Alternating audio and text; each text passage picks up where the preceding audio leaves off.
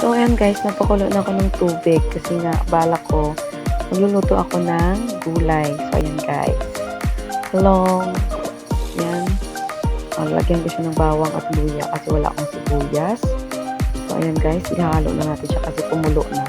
Antayin pakuluan natin ulit. Okay? Tapos, lalagyan natin siya guys ng bagoong. Ayan. Kasi wala akong may bagoong naman ako. Bagoong lang yung isda yung nilagay ko. Sayang pa, diba? So, ayan guys, buksan natin. Ayan, kumulo na. Ilalagay na natin yung ating talong. So, ayan. Lagay na natin yung talong natin guys. And then, takpan na natin siya para maluto siya ng konti, no? So, actually guys, yung gulay natin is malinis na yun, no? Inugasan ko na yun bago natin tatanggal sa kanyang mga balat, no? Ayan guys. So, lagay natin ating kamote. Ayan, konting halo-halo lang.